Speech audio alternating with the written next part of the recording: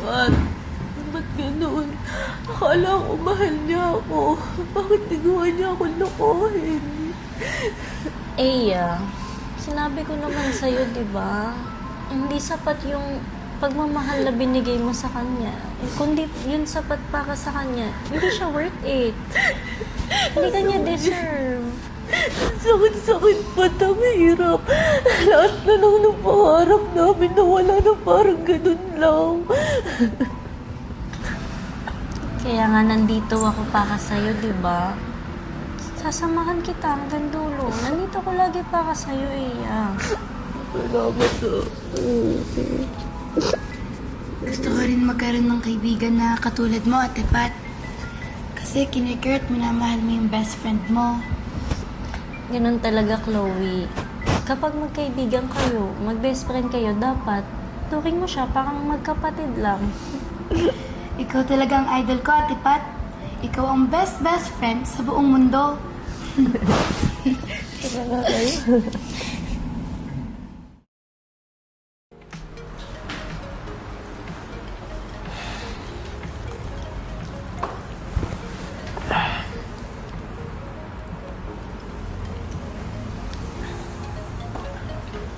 What? Uy, ko nga. Kamusta ka na? Ayun, ganun pa din. Ikaw, Ian. Ito, ayos naman. Ikaw, balita sa'yo. Narinig ko, busy ka daw sa trabaho ah. Oo, busy nga eh. Ikaw ba? Ito, just passing by. Alam mo na, dami dapat pagsisiyan sa buhay. Ah, ganun ba? Alam mo pa, dati pa kita gusto makilala ng mabuti. Kaso yun nga, wala namang chance na makilala ka. Well, kami ni Iya dati. Dati nga napapaisip ako eh. Paano kaya kung ikaw yung mas nakilala ko nung una? Seryoso ka ba dyan, Ian? Oo naman, no? Nung dati, nung magkasama kami ni Iya, napapansin kita eh. Parang iba kasi yung vibe mo.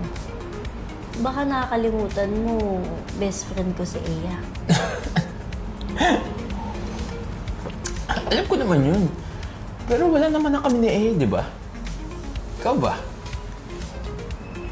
Di mo ba naisip na baka dahil nagkita tayo ulit, mayroong ibang dahilan?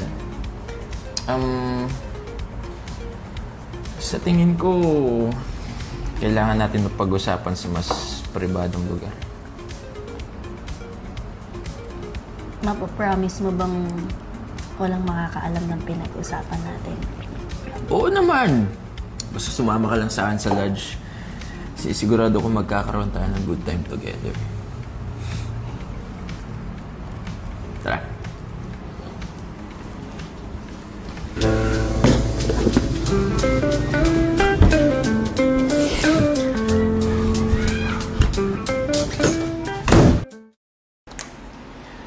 Ate Pat, pwede po makahiram cellphone? Magpipicture lang po.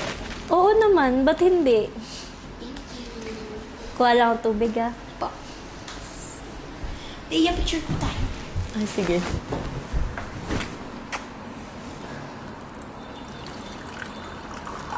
Tingnan mo nga. Uy, ang daming shots, ate, oh. Sige. Ang cute ni Ate Pat sa ibang shots. Tingnan mo yung pictures natin. Sige.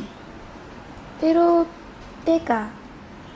Sino po itong kasama niyang lalaki? Iya, ba't ganyan yung mukha mo? Parang hindi mapinta. May problema ba? Bakit mo pinatulan si Ian? Ha? Anong ibig mo sabihin? Huwag kang magpanggap. Nakita ko yung mga pictures nyo sa cellphone mo. Ano? Kayo na ba? Iya, hindi ganun. Hindi ganon? Hindi. Pat, alam mo kung gaano kasakit yung ginawa sa akin ng lalaking yan? Tapos ikaw pa talaga? Ikaw pa na best friend ko? Hindi ganun, Iya. Hayaan mo ako magpaliwanag. Hindi ko kayang mawala ka. Hindi mo kayang mawala ako. Pero sa ginawa mo, talagang mawawala ako. Isang beses lang nangyari yun, Iya. Hindi na naulit. Akala ko kasi magbabago na si Ian eh. Naniwala din ako. Pero hindi ka pa din huminto. Hindi mo man lang sinabi sa akin. Hinayaan mo pang ako ang makaalam sa ganitong paraan? Hindi sa ganun, Iya. Hayaan mo muna akong magsalita. Hayaan mo muna akong magpaliwanag. Hindi ganon? Ba't alam mo kung gaano kasakit yung ginawa sa akin ng lalaking yun? Tapos ikaw pa talaga? Ikaw pala best friend ko? Iya, hindi ko naman sinasadya eh. Pakinggan mo muna ako.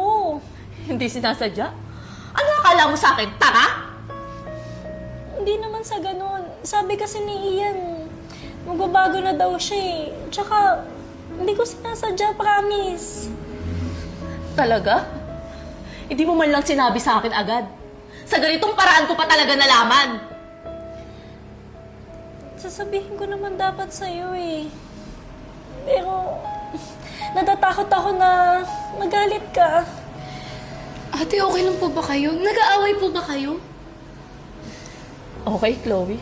Paano kami magiging okay? Eh, niloko ko ng babaeng yan. Eh, ate, dapat pag-usapan niyo po ito ng maayos, di ba? Baka po may ibang dahilan lang po si ate, Pat, kaya niya po nagawa yun.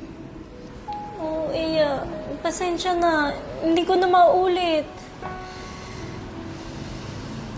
Saka, narealize ko naman na mali din yung nagawa ko sa'yo eh. Ayokong mawala ka, Iya. Alam mo naman yun, di ba? Ayaw mong mawala ako. Pero dahil sa ginawa mo, talagang mawawala ako. Hindi. Narealize ko yun. Pasensya na. Sorry na. Hindi ko na uulitin. Best friend kita, di ba? Ate Pat, ang sakit lang po kasi kayo po mismo nagsabi sa akin na magkapatid ang turingan na mag-best friend. Kaso, hindi ginagawa ng magkapatid sa kapatid niya yun eh.